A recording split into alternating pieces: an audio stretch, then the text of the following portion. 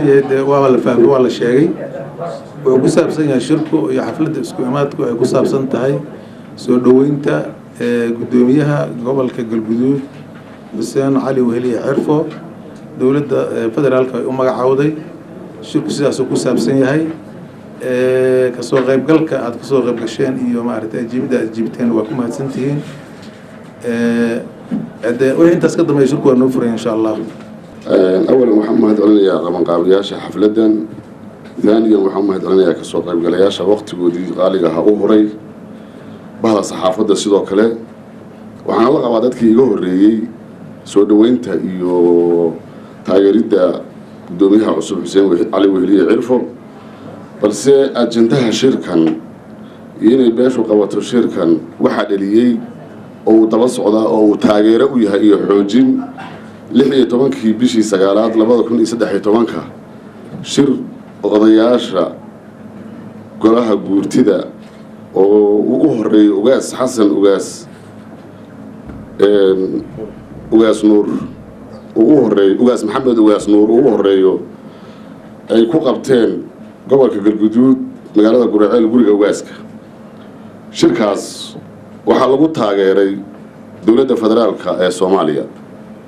marka labaadna waxaa lagu taageeray gudoomiyaha cusub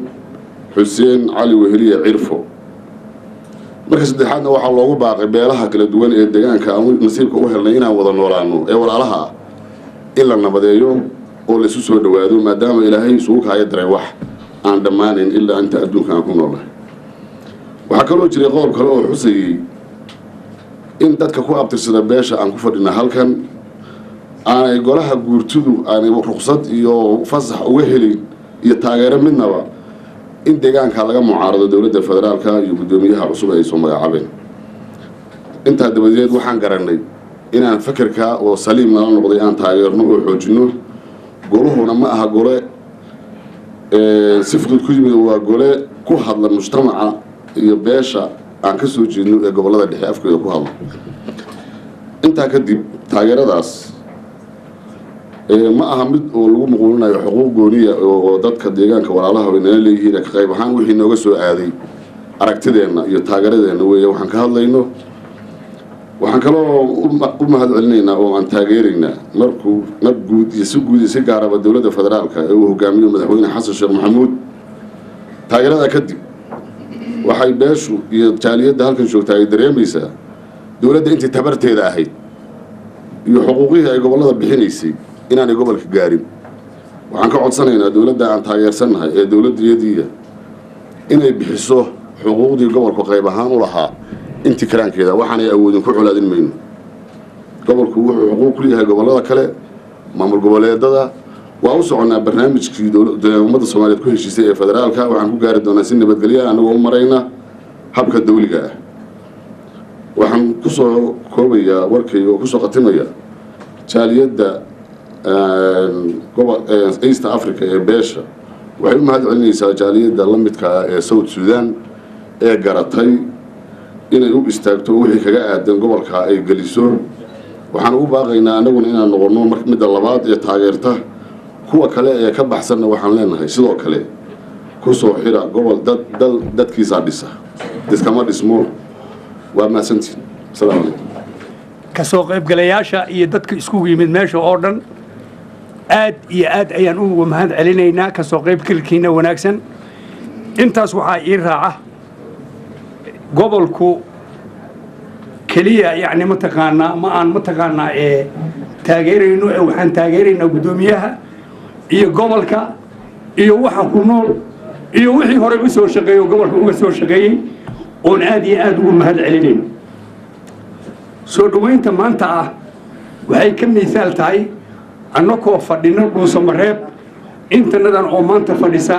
shariifka waxaan masalaynaa annagoo dhuusamareeb fadhina taageerayna garab siinayna gacan siinayna maamulka laga dhisay iyo wanaagga ugu socdo iyo sida uu u shaqeynayo annagoo taageerayna ayaan masalaynaa oo aan ku masalaynaa Nairobi gudihiisa inta waxaa noo raaca nin walba oo gobolkaas ku abtirsada waxaa laga doonayaa inuu u istaago sida loogu istaagay annagu waad garan kartiin inta gobol ah gobolka ugu dabaadisan ee ugu regreysada badan ugu dibdhicidda badan ayuu gobolka nagu yahay waxaa la rabaa in loo istaago la gaarsiiyo gobollada horay u maray in la gaarsiiyo ayaa loo baahan yahay oo loo istaago sidaad ugu istaagteen yacni haddaan annagu u istaagayno qofku istaagaya ama qof ag maraya midna ma jirto waxaan tahniyad weyn oo kal iyo laab ah aan u dirayaa gobolka inta nagula nool ee jaaliyadaha kaleeta ayakana waxaan leenahay walaalayaal nagala soo qayb gala hurdadii waa ka kacnay annagu waa aan istaagnay dariiqii baan qabsanay fiicnay muqiimka ahay ka soo qayb gala walaalaha naatihiin waxba idinka malihin adinkaa waxna leh adinkaa wax idinla leenahay falitafadalan leenahay kuna soo dhawaada waana mahadsantihiin magacayga waxaa la yidhahdaa daahir faarac cosoble waxaana ku magac dheerahay daahir bootaale kusoo dhawaada gebigii waa aad mahadsantihiin wasalaamu calaykum waraxmatullaahi wabarakaatu aad iyo aadna waxaan u soo dhawaynayaa dowladda iyo madaxweynaha iyo yacni dowladdu siday u socoto iyo siday u shaqaysa halkii sano intaasaan soo dhawaynaya hadii hadal kuma jirtaa leeriye soo dhaweynta guddoomiyaha gobolka galguduud mudane xuseen cali weheliye cerfo waxaan leeyahay guddoomiye soo dhawaaw waxaad tahay guddoomiye gobolka ugu ballaaran ee gobollada ka mid ah Soomaaliya waxaan rabaa soo dhaweyntaan inuu uga faa'iideysto talo inaan kuu soo jeediyo iyo ugu dambeyn oon raba dadka u dhashay gobolka galguduud inaan baaq u soo jeediyo inta koowaad waxaan leeyahay guddoomiye waxaa laga rabaa inaad noqotid guddoomiye ka soo baxa hawsha loo igmaday ee gobolka galguduud oo aan hore u soo sheegay inuu yahay gobolka ugu ballaaran gobollada Soomaaliya weliba yahay gobolka la yiraahdo adduunku u yaqaano North Tanks area si aan horeba u sheegay waa gobolka la yiraahdo waa mahadsantahay aan la iska dhihin cadow fara badan oo leeyahay waan ognahay xil badanaa ku saaran waxaan leenahay noqo midkii mideeya gobolka galguduud beelaha daga ku abtirsada gobolka galguduud ee kala duwan ee kala irdhoobay midka isku soo jeeday inaad noqoto ayaa laga rabaa waxaan filayaa inaysan jiri doonin cid kuma caarada aysan jiri doonin waayo dadku waxay rabaan leadership daacada ayay rabaan waxaa laga rabaa marka inaad noqotid leadership daacada baaqaas ayadan adigana kuu soo jeedinaynaa waxaan rabaa dadka gobolka u dhashay ee galguduud lagu magacaabo inay guddoomiyaha taageeraan oo hil iyo hooba la garab istaagaan ayagoo sababtu maxay tahay ayaga ayay faa'iido u tahay guddoomiyaha faa'iido uma ahan waxay u tahay guddoomiye gobolka galguduud inuu midoobo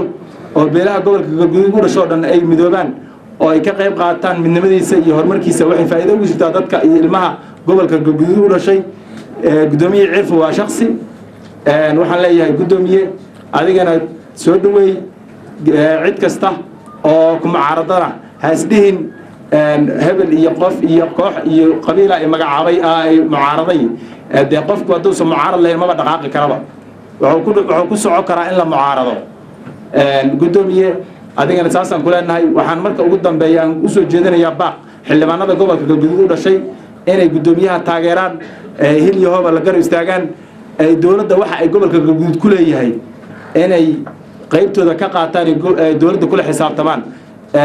guddoomiyahana baaqa ugu dambeeya usoo jeedinaya wuxuu yahay inaad xildhibaanada la xisaabtantid gobolka galguduud waxaan codsanayaa anoo ku hadlaya magacayga iyo magaca jaaliyadda halkan fadhisa maanta oo ah sayid maxamed xaashi waxaan leeyahay waa inaad qabataa oo magaalo madaxda gobolka galguduud dhuusamareeb ku qabataa shir ballaaran oo gobolka galguduud dadka u dhashay oo dhan ay ka soo qayb galaan waan mahadsantihiin assalaamu calaykum waraxmatullahi wabarakaatu intihiin midda mahadda koobaad ilaahay subxaana wa tacaala ayaa iskale soo qabanqaabiyayaasha kasoo qaybgalayaasha dhammaan dadka degan gobolka galguduud way mahadsan yihiin inkastoo aan jeclahay dhammaan dadka galguduud degaahu inay shirka isugu wada yimaadaan haddana waxa waaye waa intaan hadday isugu timid waxaa weye intii kale waxaan u malaynaa waa iyaguna taageerada dhankooda kala istaagi doonaan waxaan ku hadlayaa ururka la yidhaahdo uhurna waxaan u malaynaa muddo dhowr sano ayuu ka dhisan yahay Nairobi kolley waa urur wax badan soo qabtay hadafyo badanna ku guuleystay waxyaabo badan oo waxbarashada ugu horeysana dhaqan geliyay ahdaaftii ururka uu lahayna waxunbaa nooga sii dhiman iyadana waxaan jecelahay sida anagu aan jecelnahay inaan wax badan sii anba qaadno insha allahu bikariim soo dhoweynta gobolka iyo in maamul loo dhiso iyo in kala dambeyn iyo amni iyo dowladnimo iyo la helo waan taageersanahay kulley dad dhalinyaro ah oo markii horeba horumar iyo wanaag iyo walaaltinimo ka shaqaynayay shirin iyagu jeebkooda ay ka soo bixiyaanna ku taageeraya walaalahooda dhibaataysan iyagoo aan awood u lahayn meel iskoola ka dhaqan geliyey tabarucaad badan qaybiyey oo aan laga yaabo xitaa inaysan tabartooda ahayn waqti badan geliyey sidii walaalahooda dhibaataysan ay dhibaatada uga saari lahaayeen haddana guddoomiyaha cusub xuseen cali weheliye iyo dhammaan dadka deegaanka maamulka la soo dhisay iyo wax allaale iyo wixii horumar gobolka u ah waan taageersanahay gobolkuna kolley Soomaaliya oo dhan dhibaato wada gaartay dhibaatada Soomaaliya oo dhan wada gaartay waxa way wadanku amni la'aan burbur bilaa sharci waxyaabo badan baa la soo maray dalka dhan waxaa qaybsaday qori iyo qaad iyo qabyaalad kolley saddexdaasna waxaa loo gudbi karaa in amni iyo waxbarasho la helo waan soo dhaweynaynaa guddoomiyaha wax ilaale iyo wixii wadankaas iyo gobolka iyo ummadda horumar u horseedayna waan soo dhaweynaynaa insha Allah bikariim waxaan leenahay soo dhawaada wassalaamu calaykum waraxmatullahi wabarakaatu waxaan kaloo halkan baan ku wadiri doonaa insha Allah taageerada waa taageeray gobolku odayaalku leeyahay odayaasha waxaan baan ugu diraynaa inay maamulkiisa garab taagaan yani maamul kaligiisa oo kale ma jiro hadduu saadin helin qofku dadku wuxuu u baahan yahay nabadgelyo wuxuu u baahan yahay caafimaad wuxuu u baahan yahay waxbarasho waxay u baahan yihiin wax kasta wixii horumar oo dad u baahan oo dhan bay u baahan yihiin marka hadda dagaal waa la soo maray waxaan leenahay gobolka odayaashu ugaas ku horeeyo ugaas xasan uu istaaga gobolka soo horumar u gaari lahay odayaasha gobolka oo dhan isu keena sidaas u keeni kartaan insha Allah assalaamu calaykum waraxmatullahi wabarakaatu waxaan dadka meesha isugu yimid oo dhalinyarada iyo waayeelkaba leh waxaan aad ugu faraxsanahay qalbiga fiican ee saliimka ah ee aad ku soo dhaweynaysaan dowladda federaalka ee dowladda Soomaaliya madaxweynaha iyo dowladdiisa iyo gobernatoore regionaalka loo magacaabay oo Samareeb oo ah Cirfo ama Xuseen Cali Weheliye sida aad ugu qalbi fiican tihiin aad u soo dhaweynaya anigu maxamuud ahaan intaas waxaa dheer aniga ilaa habeenka calanka la qaadanaya ka hor aan dalka u shaqaynay wixii fiicanna waan aqaanaa gobolka Galgaduud xaquuqda aad raadinaysaan heli maysaan odayaasha iyo dhalinyarada iyo hablaha iyo waxoo dhammaan isqabsan oo adeeg guud oo ka dhaxeeya ummadda mujtamaca deriska iyo idinka wax ka dhaxeeya ilaa la dhiso waxaad ka helaysaan lama arko gobolladu sidii hadda kaga tagaan iyo kaga tagayaan waxaan aad ugu faraxsanahay maadaama intanadana qalbiganaga uu isku hal yahay idinkuna inaad naga sii qalbi badan markay waa naga fara badan tihiin xuseen ninka la yiraahdo Cirfo hawl badana haysata dhulka iskoolaadkiisa haysta dhismihii isteeshimada haysta division bilisdiisada haysta alloka tacliintii oo dhama haysata maxkamada haysata waxaasna ma uu gaari karaayo ilaa uu garab helo ma uu gaari karaayo ilaa uu garab ka helo shacabka iyo odayaasha aniga nin odayahan ahay 70 jirana wixii fiicanna waa garan karaa dhowr safaraba inay ka harta asaagii waxa ka harana ay tahay tawfiiqnimo xumo inay tahay waa og waxaad yeeshaan ilmaada riyaalo inaan ooyaa ahayo sababta waa maxay anigoo liyowna dalkasee la isku xitaabay libaha cawsa la anoo isku xisaaba ayaan dadka u daba maray asbaabta waa maxay odayaasha yaa mirig iyo Galgaduud inta u dhaxayda joogi jiray ayaa waxa jiraba ma ogaba waxa jiraba in adduunyo tagtay oo isku xiraanta lagu yahay oo alla kuma dilay aan reer wax lagu sameey karin waxa la yidhi dawladdu waxay gobolada siinaysaa ay dhistay kontrabuutada haddaan lagu helaa haddaan ba heshiis ba uusan jirinba haddiiba odayaashii aysan meel ka soo wada jeegin oo dhalinyarada meel ka soo wada jeedin oo waxaa la qabanaya aan loo jeegin see dawla gacan usoo taagi kartaa ma soo taagi karto berke markaas reeray taageeri meel ka soo wada jeesta israaca soo rataqaan maan annagana ciila kaliyana dilay ciilka naga biiya oo dad wada jooga oo wada dhistay oo alla kuma dilay ajatibu kula faktiba karaada tubartiba asalu tatilbaan ka qaata noqda wasalaamu calaykum بسم الله الحمد لله والصلاة والصلاة والسلام دمان وأمها علنية ذكا كسوق الجلياشة بعض صحافة وضياشة جالية إست أفريقيا بيشة رمانتين وماشنتين بهذا اللي بعده حنسيريا مدحوينها جمهورية فدرالك الصومالية حسن الشيخ محمود وأهم مدحويني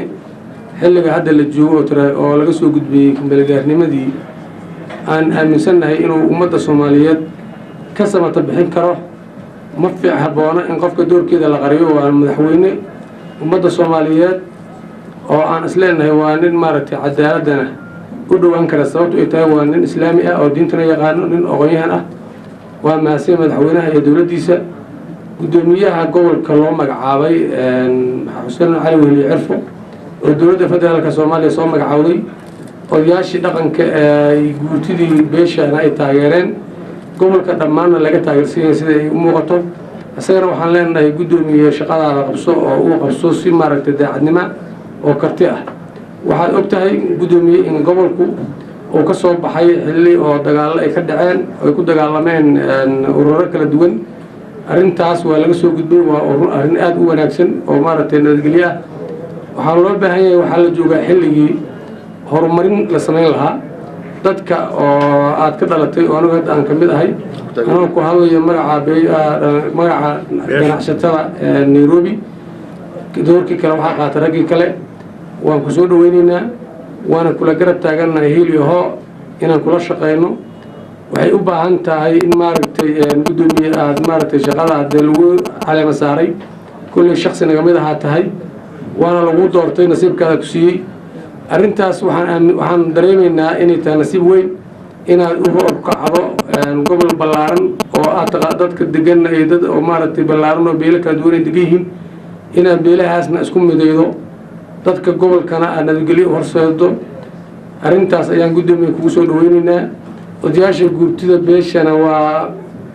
odayaashii guurtida beeshana waxaan maaragtay u soo jeedinaynaa inay nabadgelyada ilaashadaan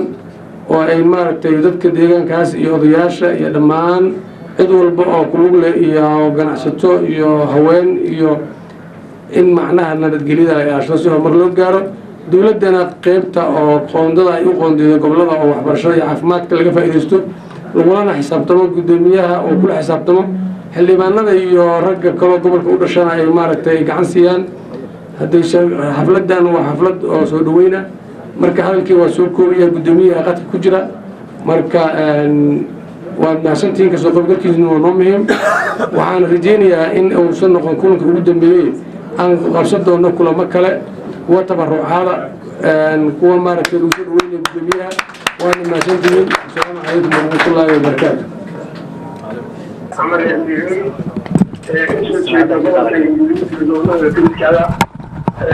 maanta xafladda ballaaran ku qabatay magaalada Nairobi aad iyo aad ayaan u mahadcelinayaa niyadooda wadannimo iyo midda gobol iyo midda shacab intaba intaas kadib gobolkii baan joognaa anigu hawlihiina waa wadnaa naloo imulay meel fiican hadda way noo marayaan waa hadda ka hor aan qabano weyna ma jiraan keliya waxaan qabanay waxay tahay inaan culimudiinka ahlusuna walfadaacan aan qaranay kulanay isfahanay meel fiican arrintu ay marayso dhammaan deegaanadii hadda intii horta ahayd oo gobolka dhammaan degmooyinkii iyo deegaanadaasna dhammaan aanu gaarnay safarra aan u kala bixinay si aan usoo indhaynayno xaaladaha mid waxbarasho caafimaad nabadgelyo biyaha iyo nadaafadda dhammaan waxyaabaha ka jira runtiina muddadii 23 sano ku dhaweyd ee waddankaan oo dowlad la-aanta ahaa ayaduna gobolkaan nagu soo yiitay oo dadkii maaragtay arrimahaas ka qaadan lahaayeen dadkii kasoo jeeda gobolkan ama dowladihii ku-meel gaarka ee waddanka ka jiray ama hadda dowladdan jirta maanta sanadkan bisha camal jirta inaysan wax badan maaragtay usoo joogin oo laga qabto deegaanadaas ha yeeshee maanta dowladda federaalka aan ka dhisaynayno in maaragtay tallaabadii ku habbooneed ama hay-adaha dawliga ha noqoto ama maamulada degmooyinka ama kuwa gobolkaba midtaas barnaamijkaas runtii waxa hadda ama waxa lagu leeyahay xabuubaan lagu leeyahay gobolku leeyahay tallaabo fiican ka ay doonaan sida aan kusoo ballanay markii aynu kasoo baxay magaalada muqdisho ee aan kasoo dafayay gobolka xaaladdu waa way iska fiican tahay dadkana isfaan fiican dhex yaalla jimcihii waxaan joogay galisoor habeennimadina waxaan joogay magaalada gurceel waxaan elinimo ka dheelooy balanbal iyo xeraale iyo dhammaan aan maray deegaanka xaaladwaq kadib kabadaan marnay kadibna aan gaarnay galisoor halkaasaan u tagnay maaragtay inaan runtii uga qayb galno dagaallo sokeeyo oo ka dhacay dadka degan dhabad iyo galisoor iyo runtii si fiican ayay kusoo dhamaatay xabad joojintii iyo isfaankii guddiyaalaan qabanay guddiyadiina hadda way shaqaynayaan deegaanada wax ka dhaceen ayay maaragtay odayaashii dhaqanka iyo dhammaan saraakiishii degmooyinkaasi ay hawshii uga jiraan aad iyo aada xaaladdu wanaagsan tahay dhan walba oo la eego waxaan rajaynaynaa hadda aan gobolka kala kulnay inay wax wanaagsan yihiin dadkuna maanta ay u gesinayeen dowladnimo iyo sharaf iyo wanaag iyo qarannimada inay maaragtay garabkooda istaagaan dad badan oo kala gedisan oo qaybaha bulshada ayaa arrimahaas ka shaqaynaya ee gobolka aan tagnay odayaashii dhaqanka guurtidii degmo walba ayaa ku jira degmo walba waxay leedahay dad guurtida oo dhaqanka ah oo hawl howlahaas haween jiray haddana qorsheenu wuxuu yahay inaan muleelno oo aan soo saarno guurti gobolka guduudmadaada ku hadasha wareeradii bulshada qeybihii kale ee dhalinyarada ama haweenkii ganacsatada iyo culamadiinkii aad iyo aad ayaa barnaamij ku fiicanya runtii meel wanaagsan oo maraya waxaanan isleenahay insha allahu tacaala siyaabaha hadda nooga muuqda iyo arrimaha socdada inay dadku aad iyo aad dowladnimadii iyo qarannimadii iyo aad u fahansan yihiin inoo doonayaan baahidooda igu qabaan maamulka gobolka iyo degmooyinkana dhammaan ay maaragtay arrimahaas kala shaqaynayaan halkan dee waxyaabo badan ayaa ka dhiman oo nidaamka dawliga ah oo sida hadda miisoo sheegay ah dowladduna maanta way taal daran tahay ma tawar badnaa xag dhaqaale dhan walbaba xaggii ciidamada xoogoodii arrimahaasi waa aad iyo aad maaragtay si hegeysan u ahayn qorkii ku labaatanaad ayaa la furay ilaa ciidamo fiican oo spacekii koowaad ayaa ku xaraysan tababarkiia loo bilaabay qaybta madayax tirnaa ciidamada heriya daylahay madayax tirnaa dowladduna dhagaalo maraysa hadda ay ku dayax tirto ha yeeshee annagu waa ka hooseynay waana ku daba jirnaa laakiin degmooyinka gobolka hadda lii soo tirinayay ayaa degmadooda waxaan ka hooseynay inay maaragtay qaybka dayax tiraan iskaa uga dhisaan annaga ana ka gobol ahaan weli aan gobolkana ka qabano barnaamijyahaasina way socdaan dadka jaaliyadaha ayaad kaga tihiin ama hadda yurub naga soo wacayo isugu tegayso xal ugu dambeysay sweden magaala madaxda labaad ee sweden jaaliyadii joogtay oo maaragtay naga soo xiriirtay adinka qoryaha jabada ka soo reebay dhammaan xaruntii gobolka oo aragno maaragtay xafiisyadii gobolka la dhiso iyo hoygii iyo dhammaan meelahaas iyo aad u ballaaran oo sharaftii gobolka jiro in kasta iyo kaa dayrta oo aanu macnin inaan kusiro dhammaan waa arrimo u yaalla jaaliyadda iyo shacabka gobolka iyo dowladda iyo dhammaan maamulkaba runtii arrimahaasi aad iyo aad u fiican yihiin dadkaan isku iyo ayaa ka muuqda ibashisiin waa loo baahan yahay dadku wax badan ayaa ku hadhay jira dowladlaantii wax badan ayaa la kala geeyey wax badan aa laisdilbiyey ha yeeshee maanta labada nin oo isku socon oo maanta hadda isku maaragtay dagaalkiina hadda ay kaga soo jeedaan ma jiro dadku wax badan kala qabaan oo diig iyo gaasna wejika hooyada heshiisii u baahan waxaan leeyahay marka walaalayaal soo dhawaada adigoo jaaliyadda meelo kenya ah ee guud ahaan gobolkan ka soo jeeda ama ummad soomaaliyeed kale ayla joogto waxaan ka codsanaynaa maamulkan inaad gacan ka geysataan caqligiina iyo fakarkiina iyo siyaasaddiina iyo aqoontiina inaad gacan uga geysataan inaad talo iyo tusaale ka diraysaan sidii loogu lahaa inaad uga hooyanimo noo soo dirtaan inaad dad xirfadayaala noo soo dirtaan inaad maaragtay barnaamijka aan hayno ee dadka badan ee bilowga cadowgiina xawal dhushiyo kalaa inaad meela qayb qaadataan fikirkiinaan u baahannahay tiradiinaan u baahannahay waxdeedkiinaan u baahannahay waxaas haddii gacamahaas la qabanina dhammaan waxaan diinaynaa boqolkiiba 90 ama 95 noo qabsoomaan ha yeeshee jaaliyadaha dhammaan nagala soo hadlayeen sidaas ayaa ka codsanay adinkana waan ka codsanaynaa hawshuna waa isla qabasho gabaduna waa isla arag wanaaguna waa runtii halkaas uu ka imaanayaa dee wixii su-aalahaas aad maaragta u baahantiina waan kaga jawaabayaa waxaan ka codsanaynaa waa midaas wax hadda aanu halkaynu maraynaana waa halkaas culamada aanu sugno aad iyo aad ayaan isku bahansannahay meelka arrinteedu markaysa boqolkiiba boqol khilaafka ayaga u dhexeeya marka laga tago ayaga dhexdeeda inta meel aad iyo aad u baahsan ay maraysaa asagana waxaan keenaynaa waa lagu jiraa maalka dhammaan doono aad iyo aad u baahsantiin soo dhawaada jaaliyadda waxay ka codsanaysaa inaad gudbiso tacsi ku saabsan dhibaatadii ka dhacday xarunta ganacsiga Westgate ee magaalada Nairobi. waxaan runtii magaalada baan ku dirsanaa waqtiga ayeeshee runtii aad iyo aad ayaan ugu xunahay runtii ganacsiga dalka Kenya raasatan magaalada Nairobi ku taalay weeraradii ka dhacay runtii tooshama argixisada adduunka dhibaatada ku haysaa ay samaysay gobol ahaan iyo soomaali ahaan iyo dhammaanba iyo mas-uuliyaanba waa kaxunahay waana ka tacsiinaynaa dadkii ku dhintay inta dhaawacantana allaha caafiyaan leenahay kuwii dhibaatada geystana waxaan keenaynaa in sida la hortegi doono maalmaha timida